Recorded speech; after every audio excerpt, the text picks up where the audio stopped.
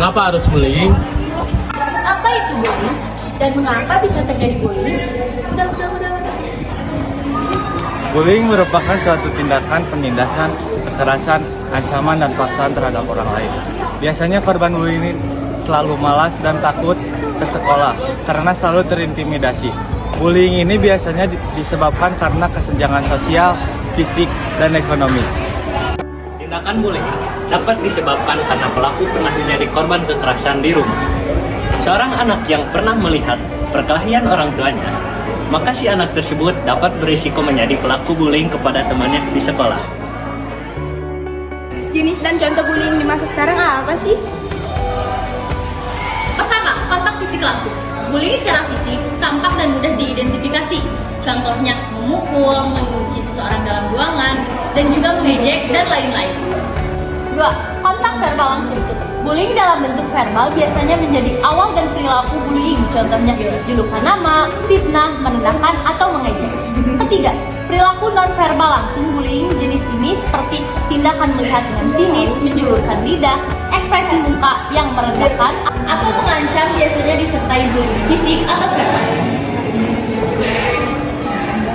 Yang keempat, perilaku nonverbal tidak langsung. Tindakan mendiamkan seseorang, memanipulasi persahabatan sehingga menjadi retak, sengaja mengucilkan atau mengabaikan. Yang kelima, cyberbullying. Tindakan menyakiti orang lain dengan sarana media elektronik atau rekaman video intimidasi, pencemaran nama baik lewat sosial media. Yang keenam, pelecehan seksual. Kadang tindakan pelecehan dikategorikan perilaku agresif, fisik atau verbal. Contohnya, menyentuh, memeluk, atau mencium tanpa izin. Apa sih dampak bullying? Dampaknya, jika orang dewasa mengalami bullying, ketika anak-anak dapat bermasalah dengan kesehatan mentalnya.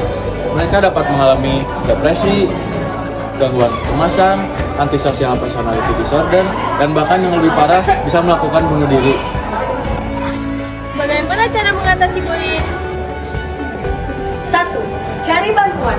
Bantuan diperlukan ketika bullying mengarah ke kekerasan fisik atau penyerangan. 2. Tenang. Pelaku bullying sengaja memancing korbannya untuk emosi. Karena itu, tetaplah tenang ketika dibully supaya pelaku tidak semakin berkuasa. Jika aman dilakukan, segeralah menjauh dari tempat bullying. Kumpulkan bukti jika terjadi bullying di internet.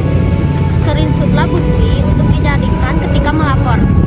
Indonesia adalah negara dengan mayoritas yang beragam dan suku, budaya, bahasa, agama, dan lain-lain. Nah, maka dari itu kita sebagai masyarakat Indonesia tidak boleh membuli sesama warga negara Indonesia. Indonesia maju! Negara dengan mayoritas yang beragam. Ya halus deh ah.